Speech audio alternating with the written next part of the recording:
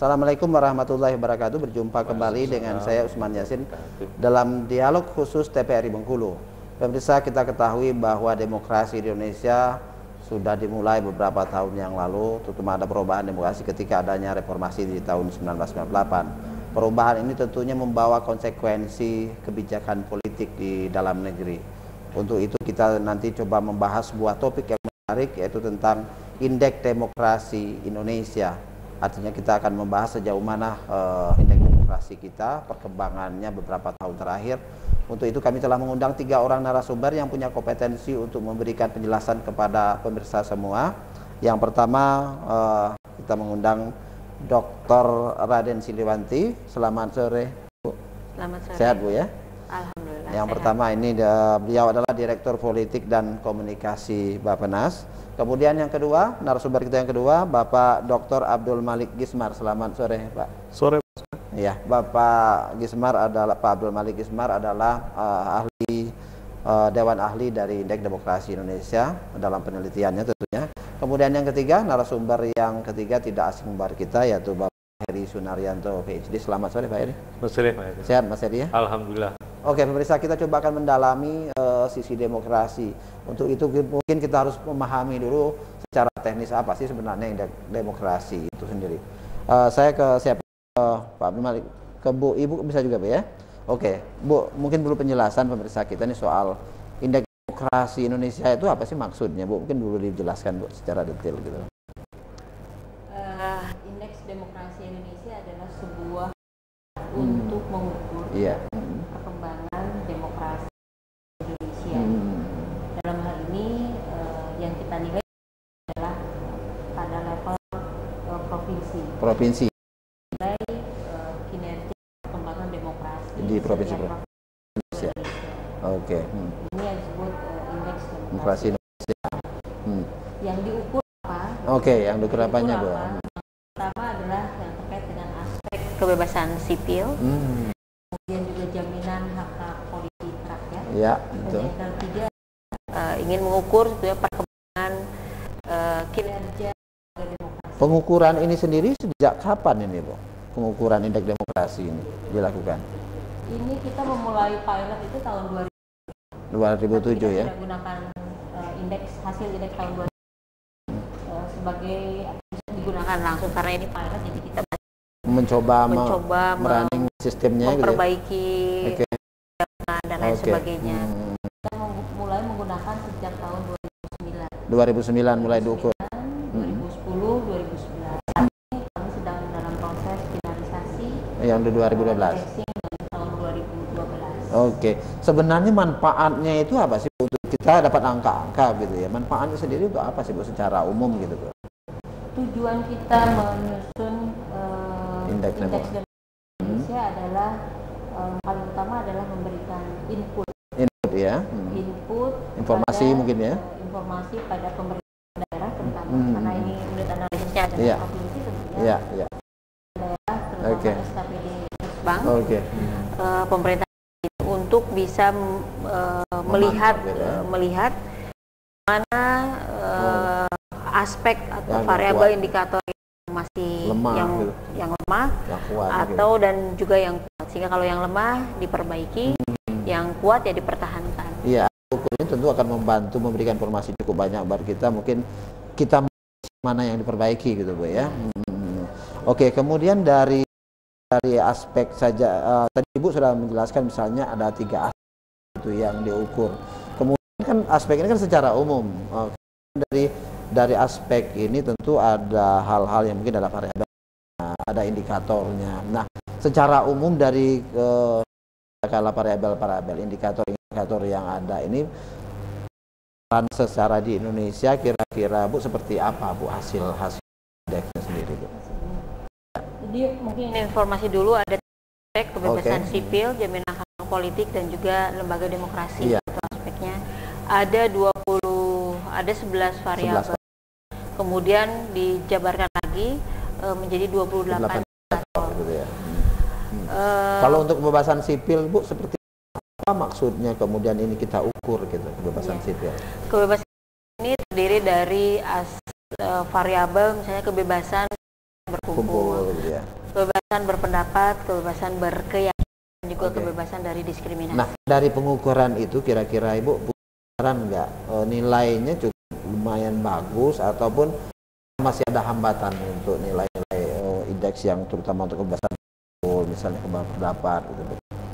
Rata-rata provinsi di seluruh Indonesia itu untuk indeks demokrasi secara keseluruhan itu 65,48. Nah, itu kira-kira masih dianggap rendah, baik, Itu sedang, kita sebut karena 0 skala itu 0 sampai 60 ya? itu adalah rendah, 60 sampai 80 itu sedang, 80 itu sampai 100 adalah tinggi. Oke, itu jadi kalau kita bilang sedang berarti 65,48 itu adalah sedang. Tapi sedang itu artinya apa sih gitu? Setiap provinsi akan setiap pasti. provinsi akan melayani. Walaupun misalnya indeks kebebasan tinggi, tapi kalau kita lihat lagi misalnya rata-rata kebebasan sipil di Indonesia adalah sekitar 80, cukup tinggi ya, Pak ya. Itu kategorinya tinggi. Tapi kita perhatikan variabel dan indikatornya. Itu pasti kita lihat ada beberapa indikator yang masih rendah gitu. Di bawah 60 misalnya itu. Nah, pengalaman pengukuran mungkin yang otak-atik nilai yang kebebasan sipil yang mana, Bu? Nah, sekarang mungkin untuk Bengkulu ya. Bengkulu itu contohnya Bengkulu. Contohnya Bengkulu. Bengkulu itu di kebebasan sipilnya itu cukup tinggi ya, sekitar 94. Artinya masyarakat sudah bebas menyampaikan, mengkoreksi juga mungkin gitu ya. Tapi masih ada PR misalnya kebebasan berpendapat. Kenapa kebebasan pendapatnya? Kebebasan berpendapat itu artinya ada indikator ancaman kekerasan dari pemerintah. Itu indikatornya itu. Jadi ada kontrol dari pemerintah terhadap orang yang kekerasan yang dilakukan oleh pemerintah terhadap masyarakat. Nilainya masih berapa? Itu sebetulnya 73, kalau kita lihat adalah 73,3 ya. Jadi sedang, relatif sedang. Tetapi juga ada indikator kekerasan dari masyarakat ke masyarakat lainnya. Nah, ini jadi yang antar kelompok atau organisasi atau emas gitu ya. Dengan ancaman terhadap kebebasan berpendapat ini yang masih menjadi PR. Kalau kita melihat nilai seperti ini, apa yang kira-kira yang harus dilakukan di titik-titik awal dalam persiapan kita untuk memperbaiki tentunya kan, Bu? Iya, jadi ini persoalan kebebasan berpendapat ya, tentunya kita kan harus nanti ini sebetulnya perannya bukan hanya nanti peran dari daerah, pelaku-pelaku, tetapi semua stakeholder yang terkait dengan demokrasi gitu ya. Itu juga harus saling misalnya kalau ada ancaman kekerasan dari masyarakat pada masyarakat kan berarti harus belajar menghargai tidak diskriminasi, menghargai perbedaan pendapat. Yang perbedaan pendapat kan sesuatu hal yang biasa, tapi jangan sampai satu memaksakan kelompok masyarakat satu memaksakan kepada kelompok masyarakat apalagi sampai yang menggunakan lain. kekerasan. Iya, jadi mungkin kalau untuk pemerintah daerah mungkin akan tepat misalnya antara lain program pendidikan kewargaan. Jadi kita bisa menghormati perbedaan pendapat di antara masyarakat. Forum pembaharan kebangsaan misalnya. Ya banyak hal yang bisa dilakukan. Harus disupport ke arah itu ketika kita menemukan ada diskriminasi yang cukup. Antara lain itu. Atau biasanya sih masyarakat di masing-masing provinsi punya semacam local wisdom ya yang coba itu juga bisa digunakan. Nanti diserahkan pada pemerintah daerah merumuskan Pak Heri. Nanti Pak kita minta Pak Heri. Kemudian dari nilai hak-hak politik, Bu, seperti apa, Bu? Variabel hak-hak politik misalnya ini untuk Bengkulu 9,47 berarti masih rendah, Bu. Dan ini rata-rata provinsi di seluruh Indonesia sebetulnya hanya 47,54 untuk 2011. Jadi memang ini ada persoalan, tapi berarti nilai kok begitu rendah itu? Ada dua variabel yang kita ukur. Misal di sini adalah hak memilih dan dipilih dan juga partisipasi politik di dalam penyusunan kebijakan publik dan pengawasan penyelenggaraan nilainya ini kita lihat mungkin apakah partisipasinya sudah mulai turun kelihatannya kan kalau yang 59,47.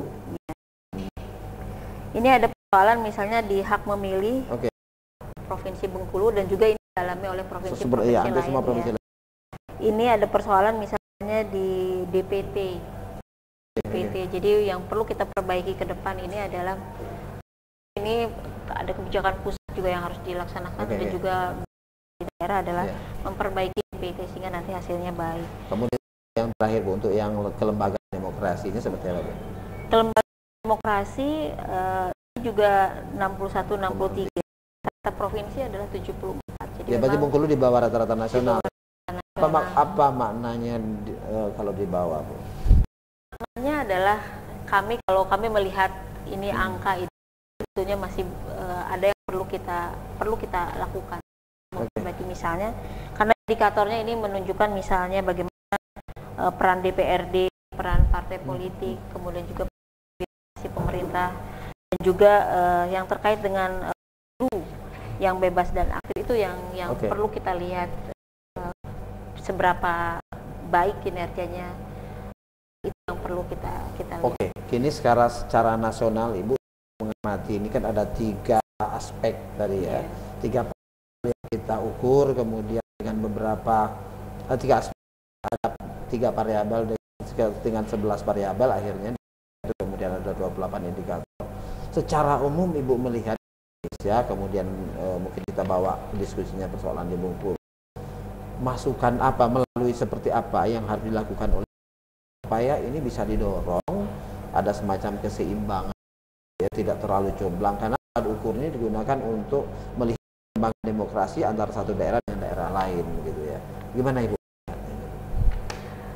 Jadi ini dari Bapak yang saya adalah untuk melihat perkembangan demokrasi provinsi lain dan pembandingnya. Kalau kami justru tidak melihat itu untuk diperbandingkan sebenarnya karena masing-masing karakteristik sendiri punya masalah sendiri. Jadi yang jauh lebih penting bagi kita adalah ini kan input data informasi kita perhatikan, lihat gitu ya kan, mana atau indikator-indikator masih harus diperbaiki dan mana yang harus dipertahankan. Karena sebetulnya indikator-indikator yang baik juga dicapai di beberapa daerah misalnya, jadi itu yang harus. Bengkulu pada posisi berapa Bu? Nah ini kan ditanya lagi tuh Pak, saya udah mulai nggak inget Pak, karena memang kita saya sempat baca ada di 10 tahun kemarin. Ya boleh lah kalau Bapak udah bilang begitu ya, nanti kan itu relatif jauh lebih baik dibandingkan dengan provinsi. Walaupun saya sendiri sebenarnya tidak usah lah untuk melihat perbandingkan antara. Artinya begini, kalau kita jauh tertinggal dibandingkan itu ada sesuatu kerja keras yang harus dilakukan oleh Pemda. Artinya ada kebijakan secara nasional kan rata-rata 74 misalnya. Artinya kebijakan nasional relatif lebih baik dibandingkan apa yang dilakukan daerah. Ada semacam gapnya gitu Bu antara harapan faktanya gitu, harus seperti itu. Ya kita lihat indikator saja Pak 0, 100. Jadi kalau 71 di mana posisinya gitu. Mudah untuk ada hal 80 ke atas tinggi, kebebasan sipil kita di Bengkulu lumayan cukup tinggi, bahkan mungkin 94. Mungkin dirasakan ya, memang orang-orang Bengkulu merasakan itu. Iya, itu mungkin nanti mungkin Pak Heri yang menganalisis ini kenapa bisa kebebasan sipil ini sampai tinggi seperti ini, itu baik. Pak Malik, nanti dari pengalaman Pak Malik kan mengolah datanya, kemudian memberikan saran-saran analisis. Bagaimana Pak Malik melihat dari indeks demokrasi perkembangannya dari tahun ke tahun gitu ya, pengamatan secara umum? Kalau kita lihat ya Pak Yasin, taruhlah 2009 ketika ini sudah mulai dipakai. Mulai dipakai ya. Ada kecenderungan sebetulnya. Pertama di Indonesia dulu tren secara umum tren di Indonesia. Gambar demokrasi di Indonesia itu begini. Kebebasan sipil itu tinggi sekali. Ruang untuk kebebasan sipil itu terbuka, lebar. Kira untuk memanfaatkannya di masyarakat juga tinggi sekali. Nah ini seringkali memunculkan tuntutan-tuntutan publik terhadap pemerintah. Kontrol juga tinggi. Kontrol juga tinggi. Ya, kebebasan sipil tinggi. Di sisi lain, kinerja lembaga demokrasi itu jauh masih rendah ya. Di bawah. Iya. Ini tren 3 tahun terakhir. Jadi faktanya tidak apa namanya aja. Tidak salah. Jadi masih ada gaps. Kadang saya bilang paradok ya malah. Di satu sisi kebebasan sipilnya tinggi sekali, di sisi lain kinerja peran lembaga demokrasi yang seharusnya menjawab tantangan itu ya. Tantangan yang muncul dari kebebasan sipil tadi itu agak di belakang. Ya. Dari paradoks. Ini menarik sebetulnya. Ini menarik karena kalau kita lihat tuntutan-tuntutan yang muncul dari masyarakat, ruang kebebasan sipil yang bebas tadi sebetulnya adalah tuntutan-tuntutan yang sah, tuntutan-tuntutan demokratis yang sah. Kadang-kadang keterwakilan itu tadi kepada partai politik. Sebetulnya gitu. Kalau Pak lihat ya, saya yakin di Bengkulu juga sama. Sama ya. Tuntutannya tuh apa? Jalan rusak, hak publik mati, gitu ya. Air masih belum dipenuhi, kadang rumah sakit dan seterusnya ya. Persoalan-persoalan itu kan relatif sama juga. Dan itu menjadi isu politik juga. Di mana-mana. Nah, jadi ceritanya tuntutan ini adalah tuntutan demokratis yang sah. Cuma persoalannya kalau ada lembaga-lembaga demokratis yang mestinya merespon persoalan tuntutan tadi itu lamban, maka tuntutan-tuntutan yang tadinya sah tadi itu mudah sekali bergulir. Secara kira penyebabnya apa ya? Mudah sekali bergulir jadi ekspresi-ekspresi yang tidak demokratis, justru anarkis. Ya. Karena mungkin komunikasinya tersumbat, Pak. Nah itu tadi macam-macam persoalannya sekarang ini nanti mungkin Pak Heri yang di setiap daerah persoalannya bisa macam-macam. Kami yang membuat indeks ini tidak bisa berpretensi begitu untuk menjawab bahwa ini Bengkulu ini indeksnya seperti karenanya ini yang kami tidak punya. Jadi indeks ini harus dimengerti, ini adalah potretnya. Ini sketsanya seperti ini. Nah, penjelasannya seperti apa? Memang menyebabkan akademisi, pengamat dan semua orang yang ada di sini politik, itu yang akan mencoba mencari jawabnya. Nah, itu nasional trennya seperti itu. Bengkulu seperti apa? Nah, ini menarik sekali menurut saya Bengkulu ini. Bengkulu ini di dalam indeks demokrasi Indonesia saya akan sebut ini prototipenya Indonesia ini, Bengkulu ini. Kenapa? Karena di Bengkulu inilah kebebasan sipilnya tinggi sekali. Jadi kalau rata-rata nasional itu 80 sekian, Bengkulu 94 ya. Tinggi sekali. Jadi kebebasan sipil tinggi sekali. Tapi di sisi lain, kinerja lembaga demokrasinya di Bengkulu di bawah nasional. Di bawah nasional. Betul. Nah ini prototip nih Pak Heri ya, prototipe dari Indonesia juga sebetulnya. Jadi ada semacam paradoks. Jadi di Bengkulu pun itu justru terjadi di ekstrim dalam hal ini, karena kebebasan sipil tinggi sekali, kinerjanya di bawah rata-rata nasional. Jadi karena tadi Pak Yasin sudah sebut misalnya 10 tadi ya, 10 misalnya, 10 itu rata-rata dan itu ditarik posisi itu ditarik oleh kinerja lembaga kebebasan sipil yang tinggi. Sementara yang lain di bawah. Kalau kita lihat khususnya lembaga demokrasinya, itu 5 paling bawah itu. 5 dari bawah. 5 dari bawah misalnya kan gitu. Jadi ada posisi yang jompak. Saya ke Mas Heri, mungkin Mas Heri harus bisa menjawab ini. Mas Heri ini orang politik. Mas Heri, dari diskusi yang disampaikan oleh Pak Malik tadi, mungkin Mas Heri bisa menjawab ini, karena Mas Heri pernah bekerja di lembaga KPU sebagai lembaga demokrasi begitu ya. Mengapa Bengkulu ini ada hal yang spesifik gitu? Jadi dari sisi kebebasan sipil yang begitu tinggi, sementara lembaga demokrasi dan hak politiknya masih relatif lebih rendah gitu. Kalau Mas Heri melihat paparannya, penyebabnya kira-kira apa nih Mas? Iya, jadi begini Pak Yasin. Jadi kalau kita melihat misalnya dari secara sosiologis begitu kan, artinya kalau tadi dikatakan ini prototipe Indonesia, memang masyarakat kita ini hampir sebagian besar ini masih kategorinya ini masih masyarakat yang tradisional, termasuk di Bengkulu ini. Misalnya kalau kita melihat misalkan akses mereka ke salah satu ukurannya kan akses ke pertanian. Kita masih 70% lebih itu. Iya, bekerja sektor pertanian gitu ya. Sebenarnya produk masyarakat kita itu masih masyarakat yang tradisional, peralihan tradisional yang ke mainstream. Artinya rasa gotong royongan, rasa saling misalkan memahami orang lain, itu memang sangat tinggi, sehingga konflik sosialnya itu relatif tidak sebesar kalau kita bandingkan dengan masyarakat di perkotaan. Karena orientasi kepentingannya kalau masyarakat kita di Bengkulu ini masih soal sekitar pertanian, lahan. Maka kalau kita cermati, maka kasus konflik sosial di Bengkulu yang paling banyak itu adalah konflik soal perebutan lahan, kan gitu. Mulai Botis Handapi, mulai Alkisina dulu, penyerobotan tanah. Dan konflik-konflik ini kalau kemudian dipetakan, ini konflik antara pengusaha dan lebih banyak konflik agrarianya. Iya, bukan antar masyarakatnya.